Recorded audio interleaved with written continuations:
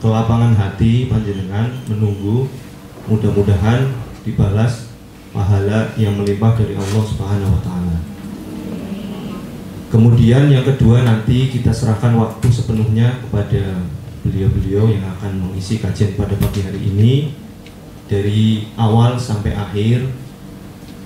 Dari barangkali nanti di akhir sesi juga ada pertanyaan, monggo dari teman-teman sekalian untuk menanyakan secara langsung. Dari saya hanya memandu sampai ini, barangkali nanti kita tunggu ada Ibu Kepala Dinas hadir, bisa juga nanti mungkin memberikan sambutan. Untuk selanjutnya, waktu sepenuhnya saya serahkan kepada tim dari Lasismu Kabupaten Brebes. Kepadanya dipersilahkan. Nahmaduhu wa nasta'inuhu wa nastaghfiruh. Wa na'udzu billahi min syururi anfusina wa min sayyiati a'malina, may yahdihillahu fala mudhillalah wa may yudhlilhu fala hadiyalah. Asyhadu an la ilaha illallah wahdahu la syarika lahu wa asyhadu anna Muhammadan abduhu wa rasuluh.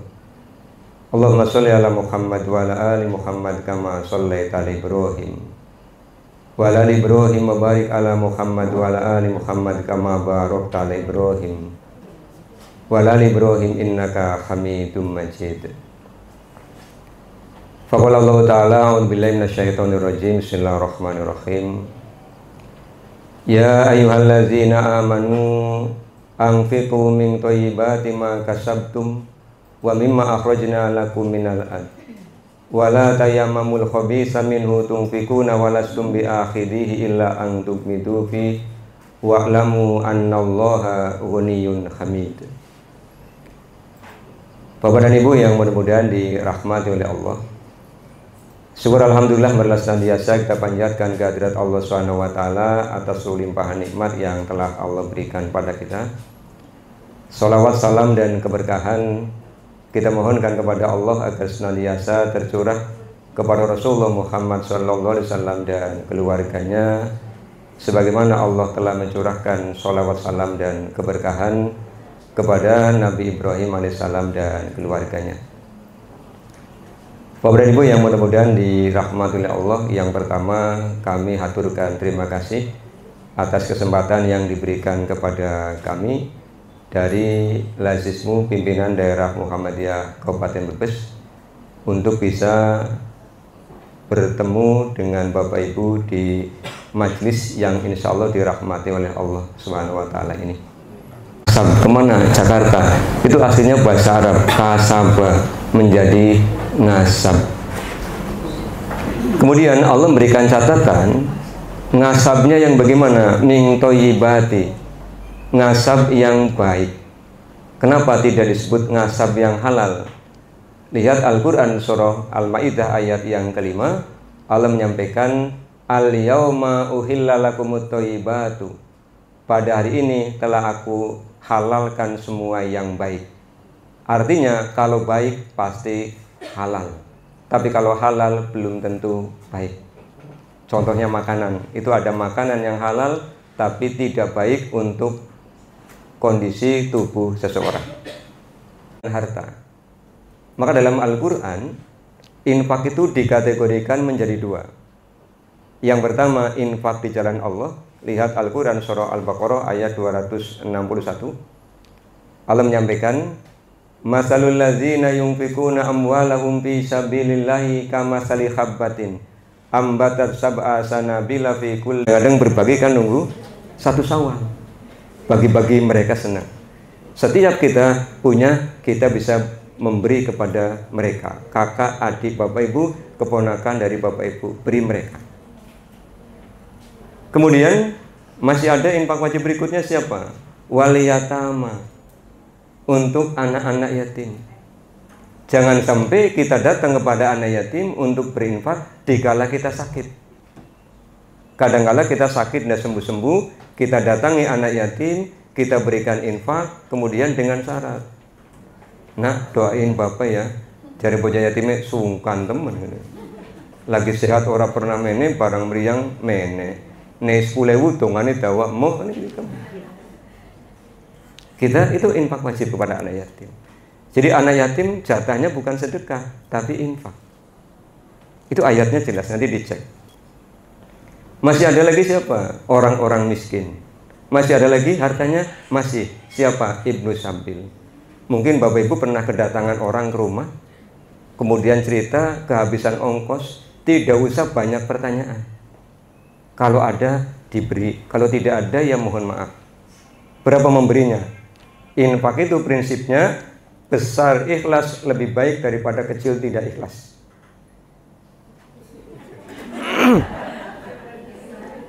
Tidak ikhlas. Wis nyangonine 2000 kanda-kanda kena, ini kan tidak ikhlas. Itu infak wajib. Kemudian tempat tidur yang kedua, infak wajib yang kedua kapan? Ketika Bapak Ibu sudah janji. Misalnya di lingkungan medit itu kapan? Saya sering saksikan ketika di masjid itu orang sudah narik mau ngeseni kotak, begitu keluar merah, masukkan lagi mas. Tarik lagi biru, masukkan lagi. Begitu tarik abu-abu. Nah ini, begitu tarik abu-abu yang 100-nya jatuh, diambil belakangnya, dikasihkan. Kalau Jumatan kan tidak boleh ngomong. Dikiranya ada orang nitip infak, dimasukkan ke situ. Padahal duitnya dewek ya. 100.000. Begitu keluar takoni, napa kelangan duit pira 100. Lah mau danjingna dudu-dudu sampean, dudu duitnya jenengan. Aduh, infak 100 loro pahalane loro. Kenapa yang 100 tidak diniatkan sih? Malah getun pan ngomong takmir ora penak. Mau duitnya aku masuk mono. Iya, kami kalau pulang kegiatan di masjid ngitung dana infak. Ini penyakit yang pertama, bakhil. Penyakit yang kedua, toma. Tahu toma? Rakus. Orang kalau bakhil pasti rakus.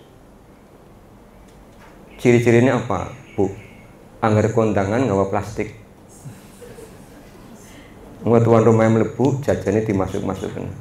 Hati-hati sekarang zaman viral, ana sing video, desain grup konangan. Aduh, nggak boleh Pak, boleh kalau ditawari oleh tuan rumah. Monggo dibekto angsal, nggih. Sing penting sampun kali piringnya, berarti jajannya toh.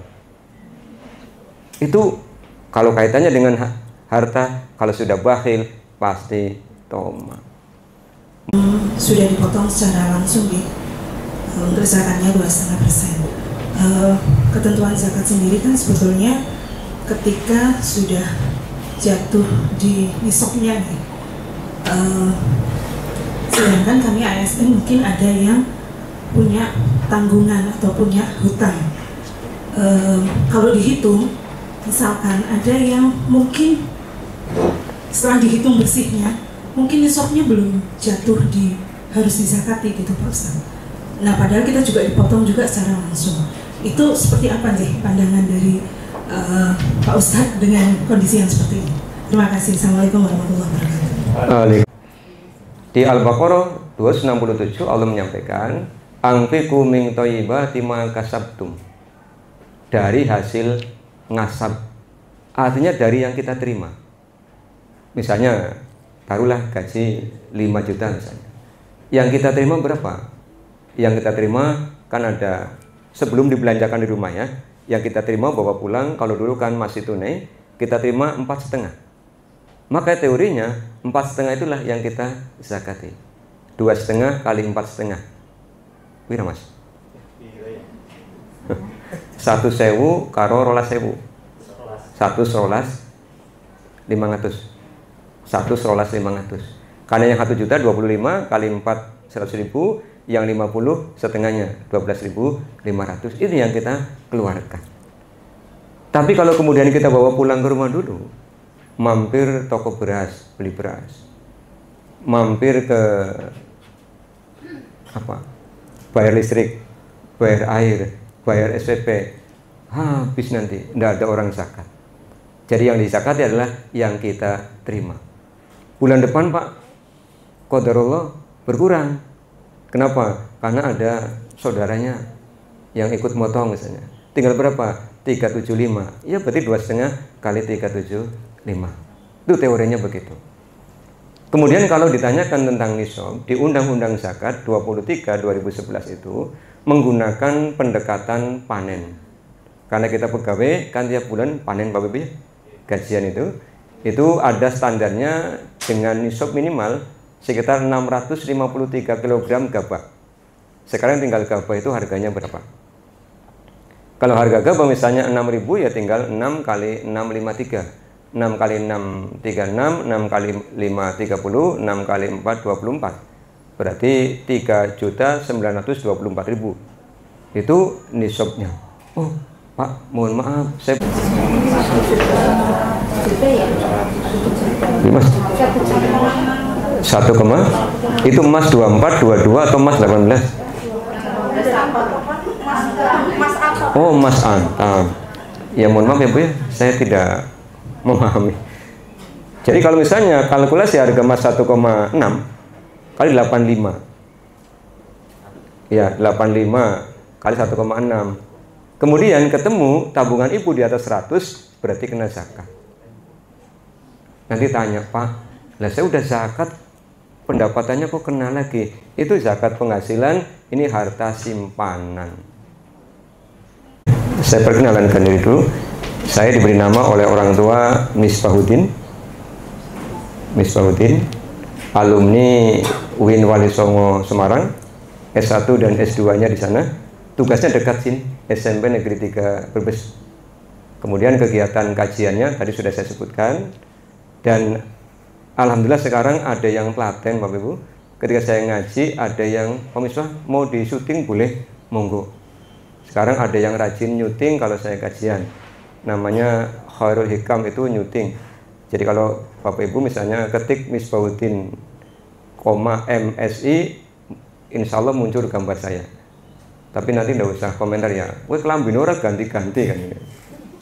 Karena ada yang komentar, kelambine kue maning ya. Itu kajiannya di situ ada. Kemudian barangkali Bapak Ibu mau konsultasi atau mau bertanya sesuatu, boleh kalau berkenan mencatat nomor HP saya. Misalnya nanti mau tanya tentang zakat, tanya tentang hibah, mau tanya tentang waris juga boleh. Semuanya free, Bapak ya.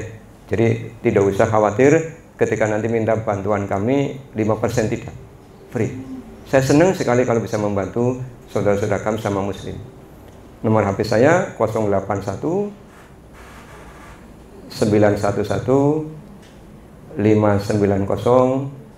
Teriring doa kepada Allah Subhanahu wa taala, mudah-mudahan Allah menerima amaliyah Bapak Ibu sepanjang Ramadan 1 sampai 14 hari ini, menerima saumnya, menerima tarawihnya, menerima tadarusnya. Allah mudahkan seluruh urusan Bapak Ibu, disehatkan fisiknya, disehatkan batinnya, dan disehatkan ekonominya. Hidup bahagia, mati masuk surga. Demikian mohon undur diri. Walaupun minkum. Assalamualaikum warahmatullahi wabarakatuh. Alladzi arsala rasulahu bil huda wa dinil haq liyudhhirahu 'ala dini kullihi wa kafa billahi syahida. Asyhadu an la ilaha illallah wa asyhadu anna Muhammadan abduhu wa rasuluh. La nabiyya wa la rasula ba'dah, amma ba'd. Yang kami hormati karyawan dan karyawati Dinas Kesehatan Kabupaten Brebes. Alhamdulillah pada pagi hari ini yang menjelang siang kita bisa bermuajahah dalam kegiatan sosialisasi dari Lazismu Kabupaten Brebes. Sebelumnya perkenalkan, saya Pandu Nur Husna, sekarang menjabat sebagai manajer di Lazismu Kabupaten Brebes. Sebelum masuk ke sosialisasi, mungkin ada yang belum tahu Lazismu sih apa begitu. Lazismu ini lembaga amil zakat infak sodakoh Muhammadiyah. Kalau di pemerintahan namanya Basnas, tapi ini Lazismu, lembaga amil zakat infak sodakoh Muhammadiyah yang sudah resmi mendapatkan izin dari Kemenak pada tahun 2016. Bulan Ramadan ini Ramadan ceria, Ramadan indah dengan berbagi kebaikan. Di bulan Ramadan ini kami punya beberapa program sosial untuk saudara-saudara kita yang masih kurang beruntung. Tadi sudah dijelaskan secara gamblang oleh Ustadz Misbahuddin terkait infak dan sedekah.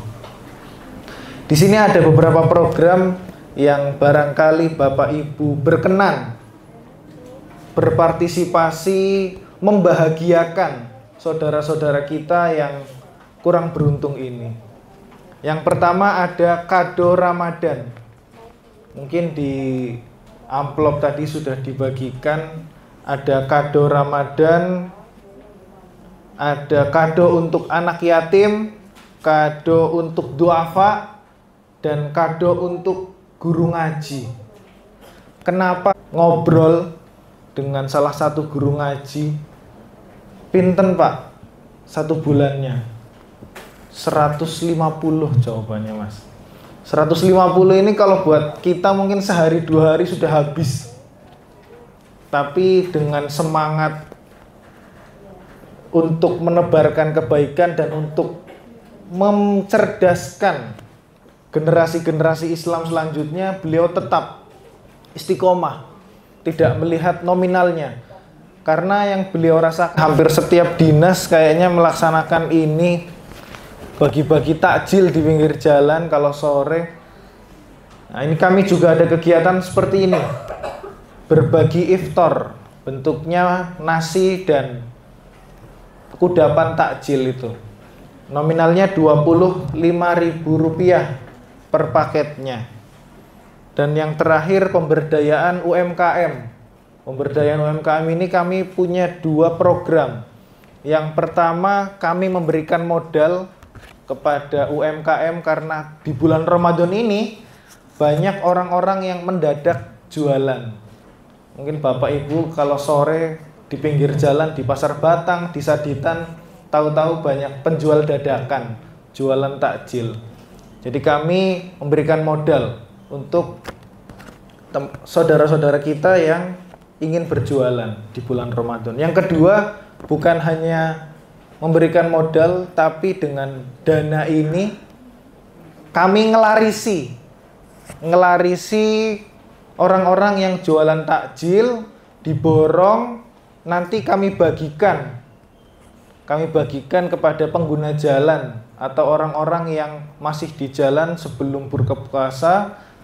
Kami bagikan takjil supaya mereka bisa segera berbuka saat masuk waktu maghrib. Nah, itu program di bulan Ramadan. Selain program tadi, kami juga punya program lain, yaitu program pembelajaran untuk orang-orang tunanetra dengan pembelajaran Quran Braille. Berkaitan dengan harta kita, harta yang kita miliki, yang kita makan, tadi disampaikan oleh Ustaz Libah bahwa yang kita makan akan keluar, yang kita pakai akan rusak, yang kita simpan akan jadi milik ahli waris atau milik orang lain, dan yang kita infakkan itu yang akan kembali pada diri kita, yang akan kita bawa menghadap Allah Subhanahu wa Ta'ala. Terima kasih. Kalau memang sudah tidak ada pertanyaan, sekali lagi kita ucapkan terima kasih kepada tim dari Lazismu Kabupaten Brebes. Untuk informasi selanjutnya berkaitan dengan program yang tadi sudah disampaikan, nanti jika ada yang ingin berinfak atau zakat, bisa berkoordinasi langsung dengan Bu Eni saja, atau yang sudah tadi diterima di situ sudah dijelaskan berbagai program. Barangkali ada yang akan berinfak atau zakat, silakan bisa langsung menghubungi Bu Eni. Dari awal sampai akhir saya sebagai pemandu acara mengucapkan permohonan maaf apabila ada kata-kata yang salah. Wassalamualaikum warahmatullahi wabarakatuh.